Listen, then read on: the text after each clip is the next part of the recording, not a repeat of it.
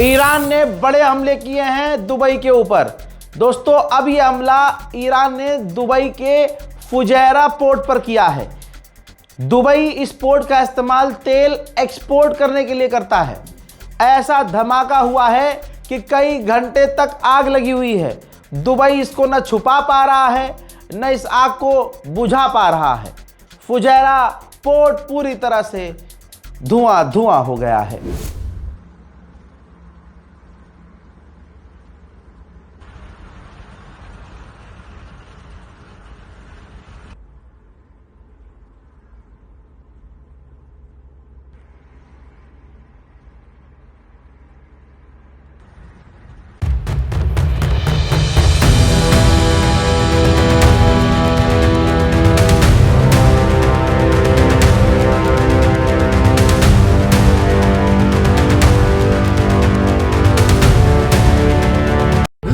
Song for this situation.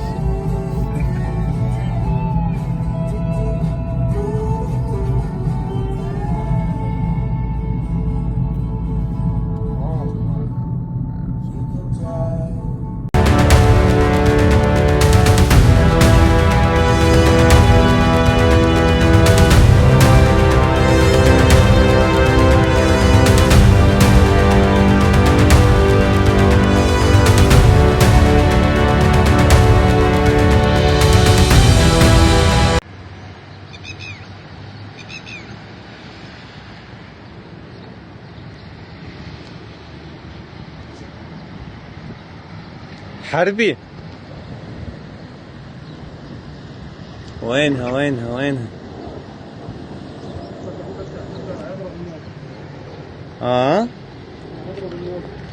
غالبا ايه।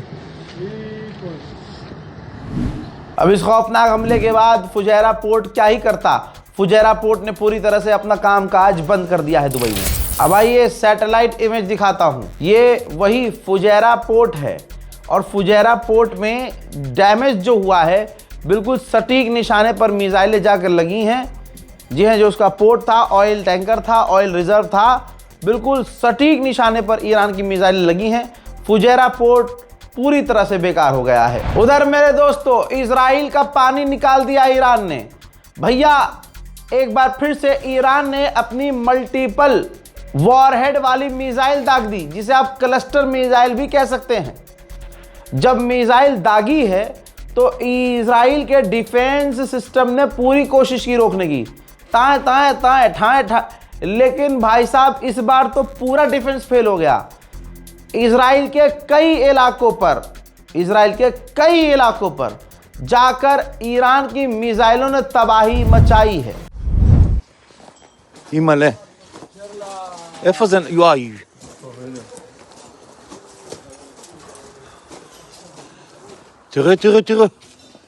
תראו בית ליד, זה עכשיו הלך הבית, יאו אימא'לה.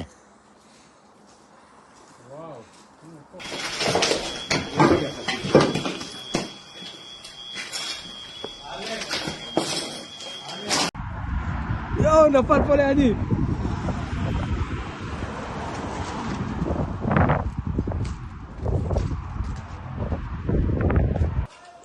זה עכשיו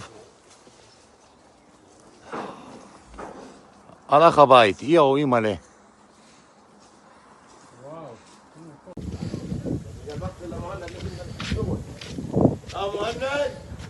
مهند شوفوا محل ابراهيم تمزع شوف صور والله الرصاصين وصل انظارنا. صور البرميل، صور. شوف كل الرصاصين مزع الدنيا، كله ممزع. هذا تاني برميل مفجور هي.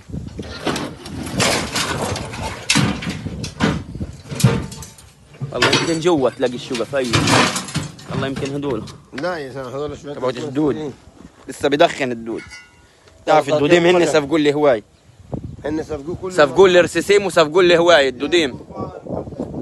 وينها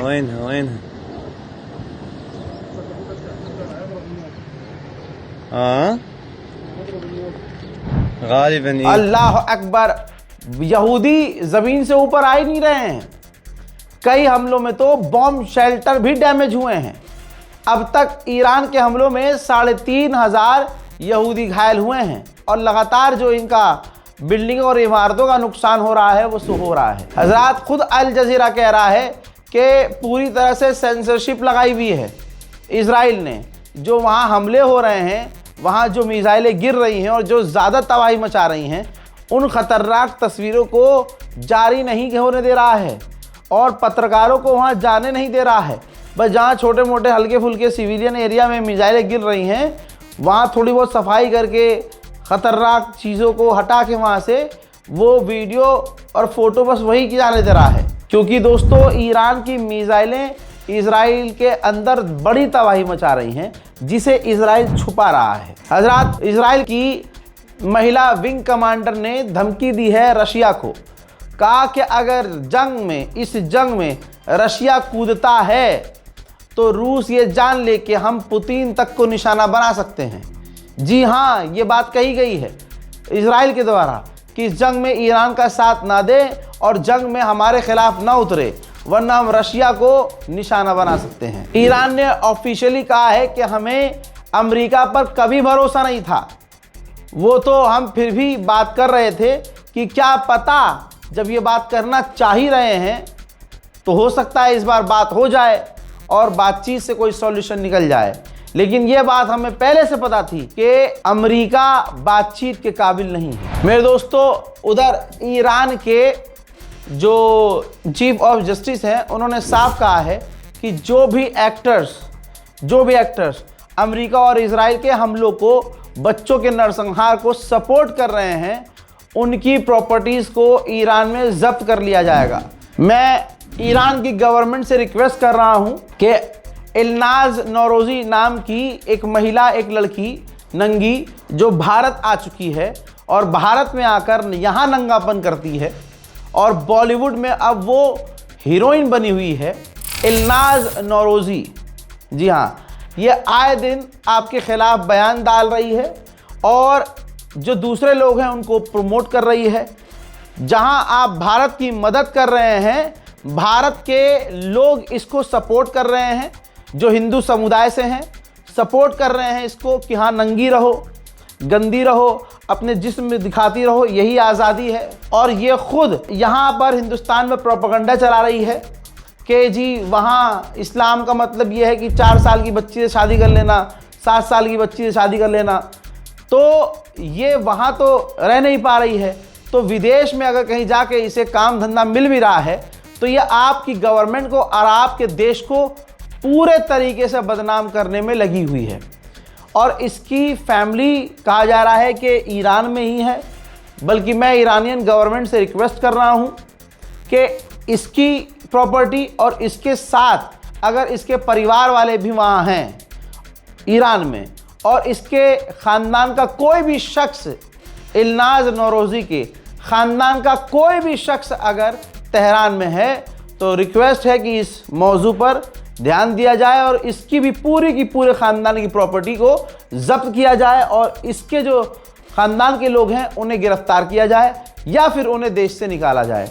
क्योंकि ये किसी भी देश के लिए बहुत बड़ा ख़तरा होता है कि आप अपने ही मुल्क के ख़िलाफ़, जब वहाँ के बच्चों का नरसंहार हो रहा हो, आप विदेश में बैठकर नंगी होकर ईरान के ख़िलाफ़, अपने मुल्क के ख़िलाफ़ जहर उगलें। उधर ईरान ने कहा है कि हम स्ट्रेट ऑफ हॉर्मूज़ उनको इस्तेमाल नहीं करने देंगे जो अमेरिका के साथी हैं और हम पर हमला कर रहे हैं, हमारे खिलाफ हैं। उधर ईरान ने यह भी कहा है कि जो भी अमेरिका के एयरक्राफ्ट कैरियर की मदद करेगा, हम उस पर भी हमला करेंगे।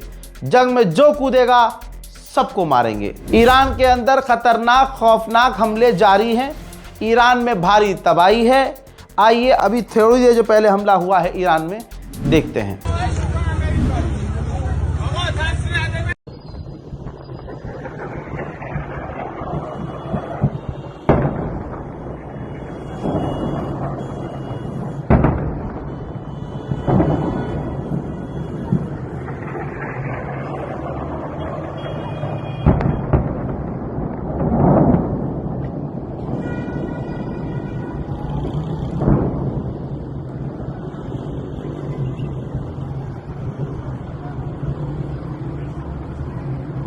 वहीं मेरे दोस्तों ईरान के लिए जो भारत के वहाँ लोग रहते हैं स्टूडेंट्स, उनके लिए हमारे गवर्नमेंट ने नोटिस जारी किया है, एडवाइजरी जारी की है और भारतीय लोगों से कहा है जो ईरान में फंसे हुए हैं कि ज़मीनी रास्ते से बॉर्डर पार करने की कोशिश भी मत करना। अगर आपने ऐसा किया तो इंडियन गवर्नमेंट आपकी कोई मदद नहीं कर पाएगी और आपको बहुत ज़्यादा परेशानी का सामना करना पड़ेगा। आप ईरान में रहिए, सेफ जगह रहिए, अंदर रहिए, छिप कर रहिए, सेफ जोन तलाश कीजिए और इंडियन एम्बेसी से टच में रहिए। तो दोस्तों ध्यान दीजिएगा, जो हमारी गवर्नमेंट कह रही है उस पर पक्की नज़र बना के रखिएगा और जो गवर्नमेंट कह रही है वही आपको मानना होगा। हजरात, इधर भारत की तस्वीर बहुत ख़राब है उत्तम नगर वाले मामले में, जिसमें तरुण ने एक महिला को छेड़ा, गंदी जगह हाथ लगाया। ऐसा अब महिला जो दूसरा पक्ष है, मुस्लिम पक्ष, उसने बताया और ख़ुद तरुण और पूरा इसका परिवार नशे में था शराब के। होली पर शराब तो आम होती है, ये कोई नई बात नहीं है। बहरहाल जो लड़ाई थी वो ख़त्म हो गई थी, जो भी चीज़ें हैं आपको पता है। लेकिन अब सामने आई भी है ऐसी तस्वीरें और वीडियो जिसमें तरुण दूसरों को पीट रहा है और तरुण ने ही पहला हमला किया था, लेकिन जब जवाब आया तो तरुण को छोड़कर उसके साथी जिम वाले भाग गए और तरुण जो है जो उसके साथ होना था। और उसके बाद तरुण की मां के जो बयानात आए हैं उससे ये साबित हो रहा है कि जब बीज ही में इतना जहर है तो फिर भाई ऊपर पेड़ में क्या जहर होगा। वहीं वहाँ के लोकल हिंदुओं ने साफ खोल दी है बात कि यहाँ हिंदू मुस्लिम मसला था ही नहीं। यहाँ तो ये जो परिवार था तरुण का, ये म्यूज़िक चला रहा था और आए दिन कभी किसी से लड़ता था, कभी किसी से लड़ता था। नमाज का वक्त था, तरुण से मुस्लिम परिवार ने जाकर कह दिया कि बस 10 मिनट के लिए म्यूज़िक बंद कर लो, हमारी नमाज हो जान दो। इस बात पर बहस हुई और बहस बढ़ गई और वो किसी बच्ची ने रंग नहीं फेंका था बल्कि छेड़छाड़ तरुण ने की थी। ऐसी दसियों तरह की बातें निकल के सामने आ रही हैं, लेकिन हिंदू पक्ष के दबाव में प्रशासन ने मुस्लिम परिवार का घर ही तोड़ दिया। पूरे हिंदुस्तान का मुसलमान खामोश रहा, कश्मकश में रहा और ऐसे में एक मुस्लिम परिवार कुचल दिया गया। अब वहाँ पर दिल्ली में, राजधानी दिल्ली में, उत्तम नगर में हिंदू समुदाय खुल्लम खुल्ला मुसलमानों के नरसंहार की बात कर रहे हैं और कोई भी मीडिया कवर नहीं कर रहा है। साथ ही उत्तम नगर पुलिस इस पर खामोश है और एक से एक खतरनाक बयान आ रहे हैं हिंदू समुदाय के। कह रहे हैं कि हम ईद पर होली मनाएंगे, मुल्लों को काट के खाएंगे, मुसलमानों को काट डालेंगे और घर में घुसकर मारेंगे। इन तमाम हेट स्पीच पर उत्तम नगर पुलिस खामोश है। दिल्ली पुलिस, ऐसा लग रहा है कि दिल्ली पुलिस को ऊपर से फ़ोन आया है कि इनको जो करना है कर लेने दो, जिसके बाद उत्तम नगर में जो रहने वाले मुसलमान हैं उनकी जान खतरे में जा चुकी है। लेकिन ये भी अजीब बात है कि उत्तम नगर में जो मुसलमान रहते हैं आसपास, वो कंप्लेंट ही नहीं कर रहे हैं कि भैया हमारी जान को खतरा है। एग्जाम्पल के तौर पर आप देखेंगे कि बाहर के, लोकल हिंदू नहीं है इसमें, बाहर के हिंदू संगठन वहां पहुंच रहे हैं और इस तरह के बयान नरसंहार के दे रहे हैं। अब मेरठ से आए, हम डरते नहीं है, चाहे हमें तो आज मार दे, कल मार दे, पर तुम्हें नहीं छोड़ेंगे। हमने लड़कों को मारा बेमतलब की, गुल्ली वालों को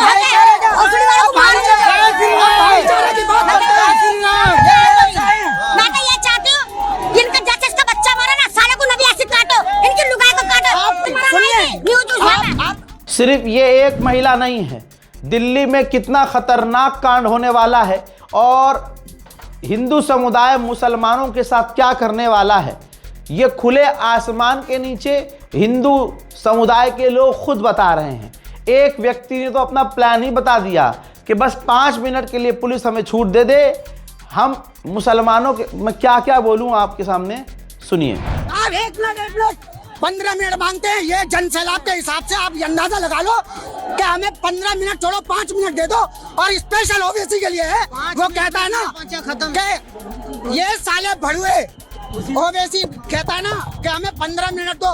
एक हिंदू को, सिर्फ एक हिंदू को पुलिस प्रशासन से 1 मिनट पूरे पुलिस प्रशासन से ये इतना कहलवा दो कि गेट खुला हुआ है, आपको परमिशन है।